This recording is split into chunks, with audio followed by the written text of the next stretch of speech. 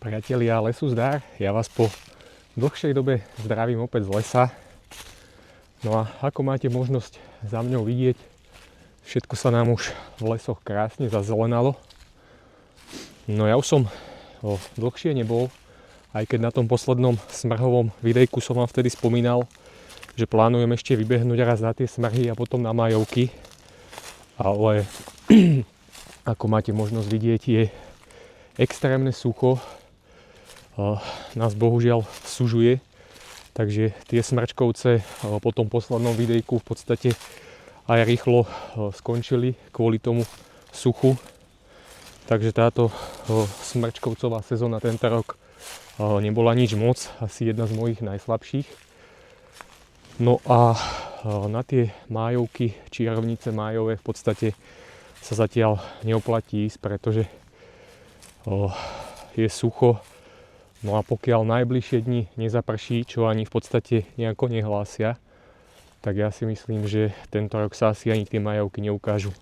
Možno na nejakých vlhkejších miestach, niekde pri potoku, pri nejakých mokradiach pár vybehne, ale tie bežné lučné a ja čo mám tie miesta v horách, tak tam je proste sucho a pokiaľ tá vláha nepadne, tak tie hríby nevyrastú. No. Takže takúto smutnú sezónu v podstate nepamätám.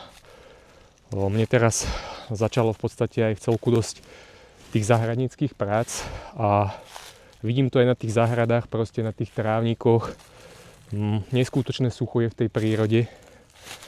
No a fakt by nás zachránilo, keby aspoň také 2-3 dní poriadne poprší, pretože bez toho daždíka, bez tej vláhy nebude života v tej prírode. No. Nebudú ani huby, všetko to bude také spomalené. Je to teraz vidieť aj na tom raste tej trávy. O takomto čase už býva v podstate niekedy raz taká. Teraz je veľa miest, kde je to úplne v podstate prázdne. Takže musíme sa modliť za dážď, aby v podstate potom koncom mája začali aj nejaké tie prvé hríby, prvé dubáky. Ak nebude teraz v máji pršať, v apríli už asi nebude, lebo nehlásia, ale ak nebude v máji pršať, tak takýto rok v podstate asi, takýto začiatok jary, čo sa týka vláhy, fakt, že asi aj nepamätám takýto slabúčky, no. Takže dúfajme, že zaprší a že ten koniec mája, začiatok júna sa potom už ukážu aj nejaké tie prvé hríby. No a ja teraz, priatelia, idem zhruba možno aj, už sú tomu nejaké 2 mesiace, pozrieť to moje táborisko. Naposledy, čo som tam bol, tak som vám spomínal, že my v podstate možno nejakých 5 metrov nad tým táboriskom spravili ťažobnú cestu, kade ťahajú stromy. Tak sám som zvedavý, že ako to tam teraz po tých 2 mesiacoch bude vyzerať a či vlastne bude mať zmysel s tým táboriskom pokračovať, alebo teda tam prebieha ďalej tá ťažba, tá cesta tam bude v podstate pokračovať. Takže som zvedavý, no, ako to tam bude vyzerať.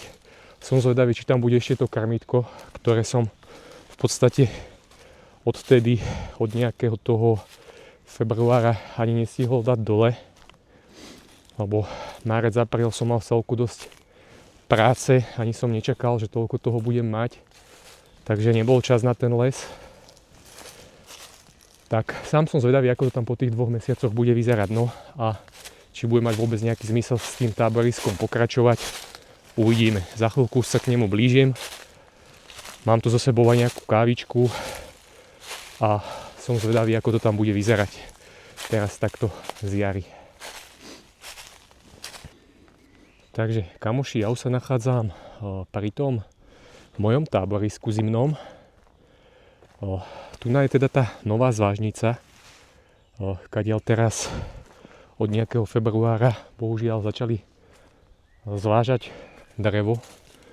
Vôbec som teda nečakal, keď som to tu začal, ani neviem kedy, či v januári alebo v decembri stavať, že tady to budú niečo zvážať.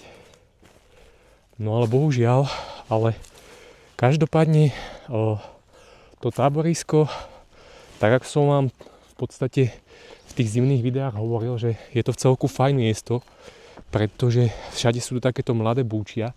No a pozrite sa, to táborisko je tu na, ako je ten spadnutý smrek ulomený. No a vôbec to není z tej cesty vidieť, že tam v podstate niečo je, že tam je spravené nejaké táborisko. Takže možno, že to ani nebude také zlé, ako som si myslel. Tak to vedie tá cesta dole a to táborisko je v podstate tu. No a krásne to takto tí mladé buky obrašili a úplne to miestečko zmizlo. Takže to sa mi na tom páči a aj som čakal v podstate, že ako to bude takto z jary vyzerať, keď sa to zazelenie. Presne toto som si myslel, že takto krásne to splínie to táborisko s tou prírodou. Tu na dole máme krmitko. Keďže je tam, tak je to fajn znamenie, že to tu zrejme ešte asi ani nikto neobjavil. Tak super. Ja som si myslel, že či to tu náhodou nebude tiež nejaké vyrezané alebo zbúrané, ale vyzerá, že to tu ostalo v celku utajené. Vďaka týmto mladým bučkom, ktoré teraz zazelenali. Krmitečko už dáme dole, schováme si ho do táboriska, necháme ho na ďalšiu zimu. Takže tu máme krmitko. To pôjdem dať za chvíľku dole. No a ideme mrknúť do toho táboriska. A ako sa to tam za tie 2 mesiace zmenilo. A som zvedavý na ten pocit, keď sa z toho táboriska pozriem von, ako toto bude pekne obrastené. Super. Takže tu to vyzerá úplne, že netknutie. Možno, že tu odtedy, čo som tu bol naposledy, ani nikto nebol. Tak paráda. Nádhera. Jaj.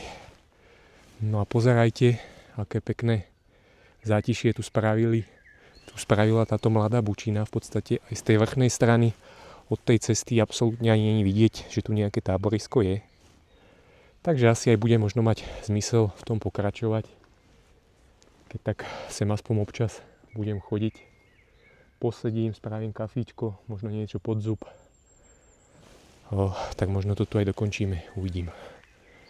Ale super. Ako myslel som si fakt, že ako tu ťažia, že či tu nevytnú napríklad aj tieto stromy, že či to tu nebude už celé zbúrané. Ale som teda potešený, že ostalo to tu všetko tak, ako som to v podstate v tom februári opustil. Paráda. Dokonca aj sekerka, tá malička prvá. Aj špagát mi tu ostal, ktorý som si tu schoval. Akurát ho nejaká zver naťahovala zubami. Myslím si, pretože takýto rozpletený nebol. On bol tu schovaný. No a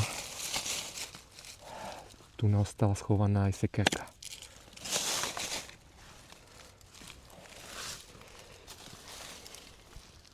Tak, super.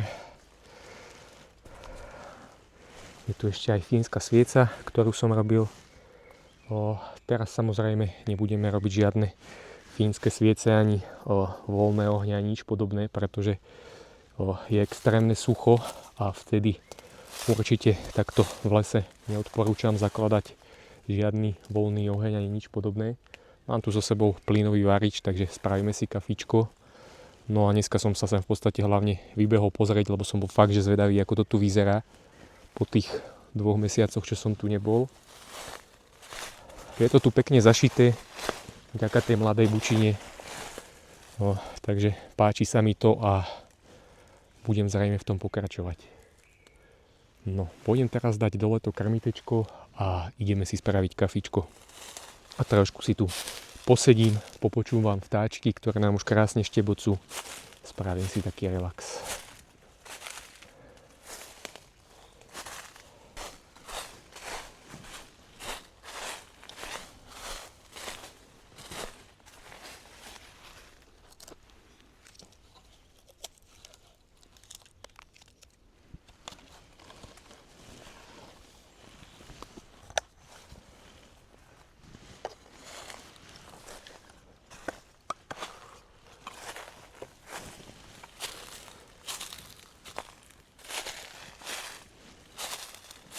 Takže krmítko si schováme do táboriska a necháme ho k ďalšej zime.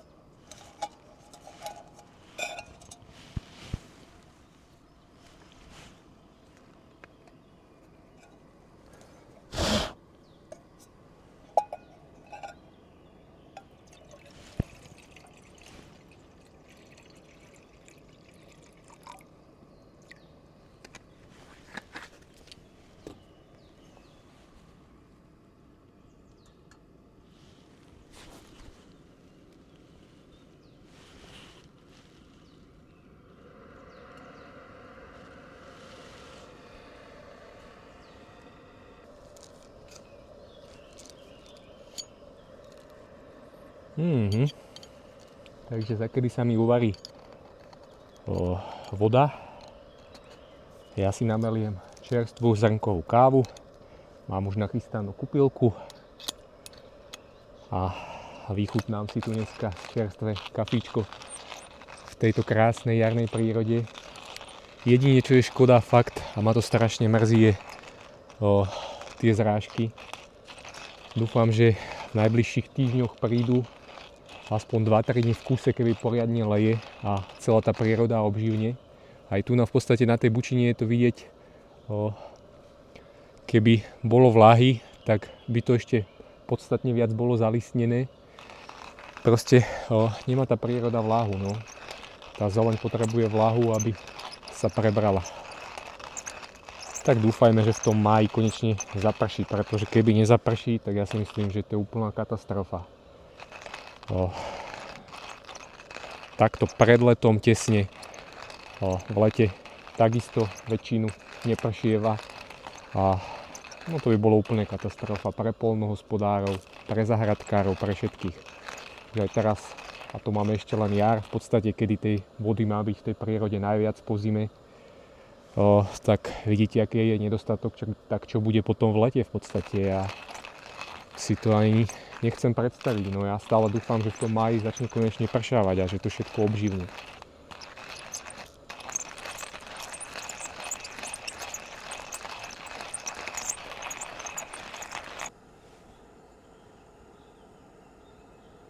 No tu sa nám už varí vodička.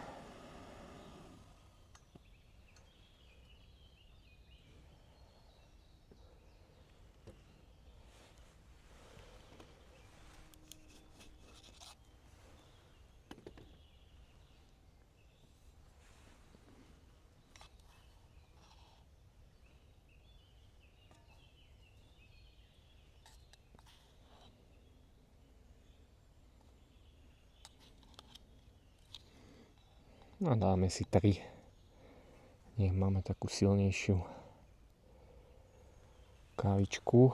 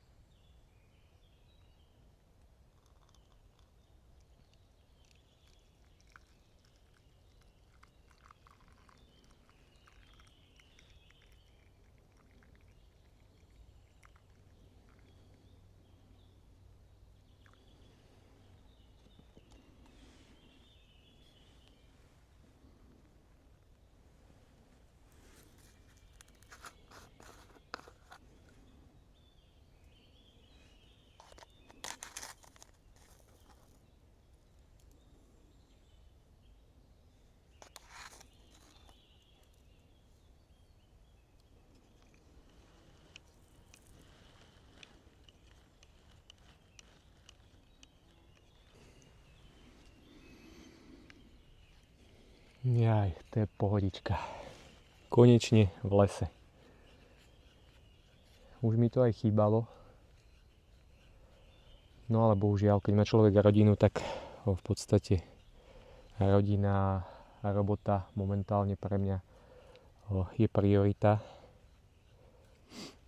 Pretože človek musí tú rodinu živiť.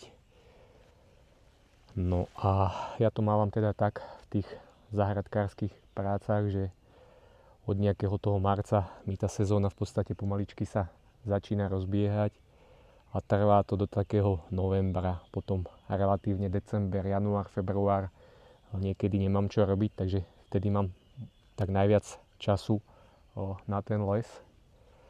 No ale teraz cez sezónu sa človek musí obracať. Ale som rád, že dneska som si našiel ten čas, trošku tu takto vybehol, no a môžem vás takto cez videjko konečne pozdraviť.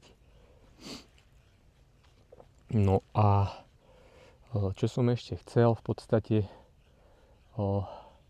naštartoval som svoju starú fotopáscu Wachmann, takže písalo mi dvaja ľudia ohľadom fotopásci, jeden chcel poradiť a druhý sa ma pýtal teda, že či ešte plánujem natáčať tie videjka, čo som robil, tí fotolovy z fotopasce.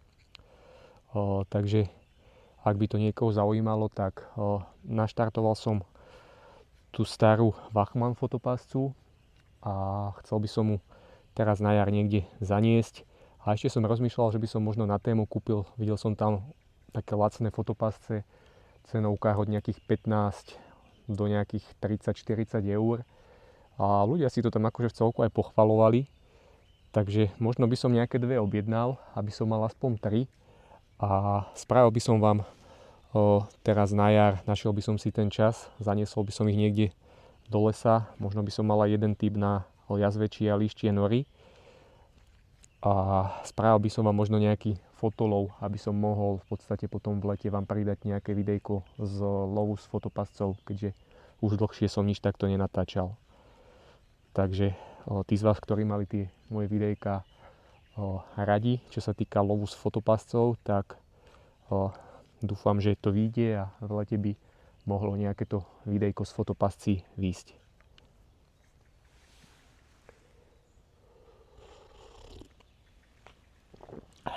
No a samozrejme sa teším aj na hríby. To bude tento rok priorita. No a sem tam by som chcel vybehnúť samozrejme aj tu na to táborisko. Nevedel som teda doteraz, že či to bude mať zmysel, keď tu spravili tu hneď kúsok vedľa tú ťažobnú cestu. Ale vyzerá to, ako je toto pekne zarastené.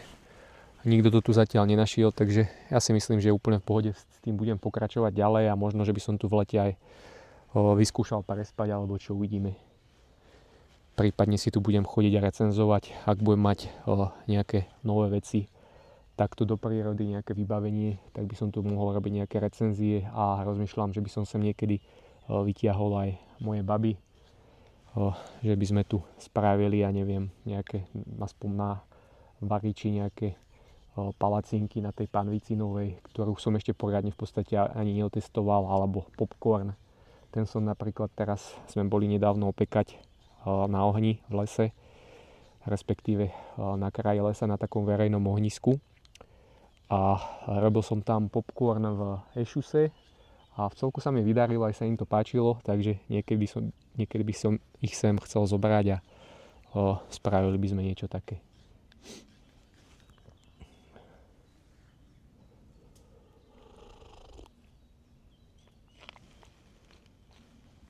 No a prípadne by sme možno mohli umiestniť jednu fotopáscu aj niekde sem, aby som mal prehľad, že čo tu v podstate okolo toho táboriska chodí, aká zver sa tu pohybuje.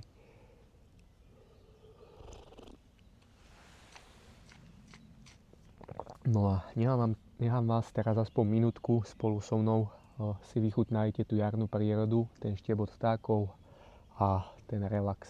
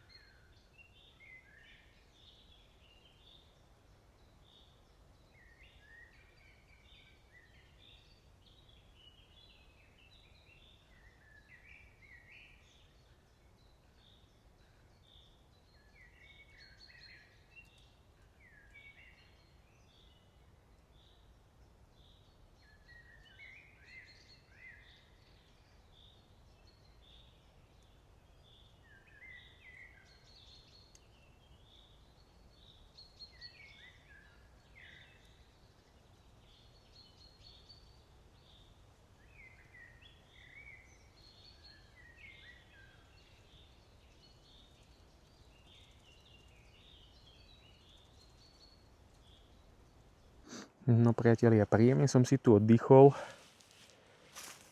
No a ako máte možnosť vidieť, tu nám mám takéto krásne slnečné miestečko, kde mi presvíta slnko. Takže ma napadlo, že na budúce, keď sem prídem, by sme si zasa mohli niečo spraviť. No a videl som na takých bushcraftových videách také fajn kreslo prírodné. Takže mohol by som si tu spraviť nejaké kresielko a tu by som sa potom v lete mohol trošku vyhrievať na slniečku. Takže tu je mohlo byť fajn. No a dobudovali by sme možno aj túto zadnú stenu takto. Tak na budúce, keď sem pôjdem, sa zasa snáď do niečoho pustíme. No a idem sa sem teraz ešte troška prejsť tu na hore po okolí. Takže ak sa mi ešte niečo náhodou zaujímavé podarí zazrieť, tak vám ešte samozrejme hodím do tohto videjka. Ani som nevedel, aké je to tu ďalej od toho môjho táboriska pekné. Všade naokolo takýto krásny les. Takže budem toto musieť poriadne preskúmať. Pretože tu na tieto miesta som vôbec nejako nechodieval. No ale teraz, keď tu mám to táborisko, tak sa tu trošku pomotám, aby som to tu spoznal a uvidíme, možno sem dáme nejaké fotopasce, aby som vedel, čo tu žije, aká zver. Ale vyzerá to tu veľmi pekne, tento les.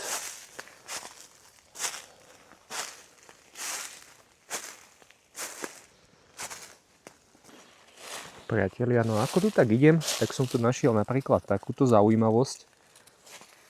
Neviem, či ste si to niekedy všimli. Takéto guličky väčšinou na liste duba. Ľudovo sa to volá dubové hálky.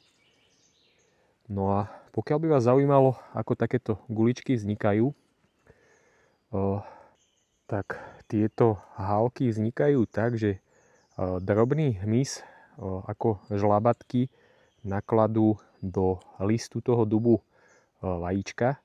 No a ten list v podstate na to zareaguje tak, že začne okolo tých vajíčiek vytvárať takúto hmotu a v podstate tie vajíčka to tam toho hmyzu to v podstate chráni a vyvinie sa tam z nich larva a takto v podstate na tom liste dokážu symbiozovať. Takže je to v celku zaujímavé. No a ja som v podstate kedysi nevedel, že ako je to možné, že na tých listoch vznikajú takéto guličky. Niekedy dokážu byť aj podstatne väčšie. Záleží to v podstate od toho, aký druh toho hmyzu to vajíčko do toho listu nakladie. Tak takto v podstate sa tie duby chránia akoby. No a takto symbiozujú s tým hmyzom. Ten hmyz v podstate sa tam z toho vajíčka v tom ochrannom obale stane larva, pekne tam vyvinie sa a potom z tej guličky vyjde von. Takže je to zaujímavé, ako tá príroda dokáže symbiozovať. Vidíte, tu je v podstate ten výletový otvor, kde potom už ten dospelý hmyz vyliezol. No a niekedy bývajú veľmi pekné tie guličky, takže môžete to takto pozorovať v prírode, keď tak si potom hoďte do uja Google a môžete si pozrieť nejaké fotky týchto dubových hálok. Takže to len tak pre zaujímavosť, ako takéto guličky vznikajú. Je to symbióza hmyzu a dubu. No a keď vás ešte napríklad zaujíma, že ako ten hmyz vyzerá, tak sú to v podstate také akoby malé osičky. Kľudne, keď si hodíte do Google alebo do AIčka, do tej umelej inteligencie,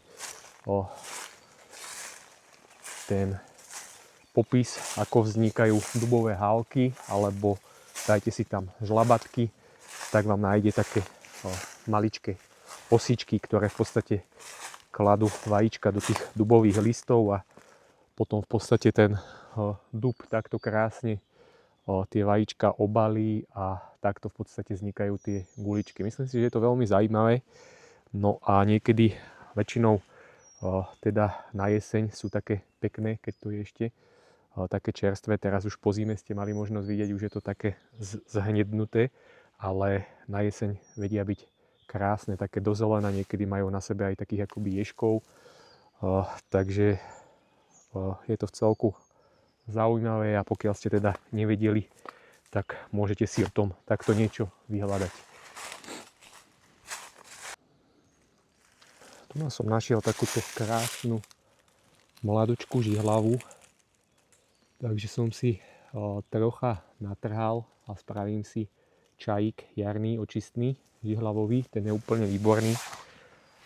Obsahuje veľa železa, nákaru. No a chcel som vám ukázať, ja používam v posledných rokoch hlavne teda ruksaky Deuter. Tento mám nový od minulého roka, predtým som mal taký zelený, ktorý som nosil možno vyššie ako 8 rokov, isto viete z tých mojich starších videí. A páči sa mi na tomto ruksaku, že je tu takáto vonkajšia priehradka, v celku veľká, ideálna napríklad keď chodím na e-bike na prilbu, ale takto v podstate keď chodím po lese, tak sa dá využiť na zber, ono je to také priedušné, tak sa to dá využiť na zber napríklad takýchto byliniek, takže v celku super vec. Vnútri toho ruksaku ešte som vám možno neukázal, tu je taká penová podložka, ktorá sa dá krásne vybrať, no a keď je chladnejšie počasie, tak ju môžete využiť ako podsedák. To je takisto taká fajn vychytávka tohoto ruksaku. Máte tu taký zabudovaný podsedák. No a títo ruksaky Deuter fakt sú veľmi spoľahlivé a hlavne trvácne. Ja ten pôvodný mám, hovorím, už možno aj vyššie ako 8 rokov, ten zelený, a stále v podstate mi slúži. Akurát som chcel o trošku väčší a hlavne taký menej napadný, pretože tá zelená dosť kričala. Táto čierna je taká pre mňa ideálna. Majú fajn spravené v podstate aj tie odvody potu, takže sa vám až tak nepotí pod tým ruksakom chrbát. No a majú to v podstate vymakané. Je to, myslím, nemecká značka a s týmito ruksakmi, toto je Transalpin 30, či už na turistiky, na bicykle alebo takto na behanie po lese, som fakt, že spokojný. Takže pokiaľ hľadáte nejaký ruksak, ktorý vám vydrží roky, tak Deuter určite môžem odporučiť. Perfektná značka, ktorá má rôzne vychytávky, či už pre cyklistov, alebo aj môžete, hovorím, takto využiť na zber rôznych byliniek, prípadne možno aj dalo by sa tu nejaké huby hodiť, pokiaľ si zabudnete doma košík. Takže super ruksačiky. No a priatelia, ja sa pre dnešok s vami pomaličky budem lúčiť. Ja už sa pomaličky ťahám naspäť. Tu za tým táboriskom som sa prešiel možno tak 20-30 minút od toho táboriska. Sú tu krásne veľké lesy, mohutné staré stromy. Takže je to tu veľmi pekné a je tu čo pochodiť. Tak keď budem chodiť na to táborisko, som rád, že tu mám takéto krásne miesta za mnou, ktoré môžem preskúmavať. No a ja sa teda pre dnešok s vami lúčim. Dúfam, že ste si toto videjko užili spolu so mnou. A hop, teším sa zasa na nejaké najbližšie video z lesa. Nesľubujem vám, kedy vyjde, a ani neviem teda, čo vyjde. Uvidíme, pretože ako hovorím teraz, mám tej práce fakt, že dosť, a sklbiť to všetko s 2 malými deťmi a rodinkou, tak už to v podstate není také, ako keď býval človek slobodný a mal čas na to chodiť do lesa. Tí, čo máte rodinu, tak určite viete, čo je teraz pre nás priorita. Takže preto v podstate ten les teraz berem hlavne ako taký môj relax a som rád, keď vybehnem teda sem tam aspoň na to táborisko, spraviť nejaké to kafe a na chvíľku si tam oddychnúť. No. Ale ako som vám spomínal, dúfam, že sa podarí niekde vybehnúť, hodiť tie fotopasce a potom v lete by sme spravili nejakých fotolov. No a ak nám teda zaprší, tak potom koncom mája dúfam, že pôjdeme vybehnúť, pozrieť aj nejaké prvé tie dubáčiky. Takže priatelia, lesu zdar, držte sa všetci, vybehnite do tejto našej krásnej jarnej prírody, pokiaľ máte čas, je tu úžasne. No a všetko dobré. Čaute zatiaľ.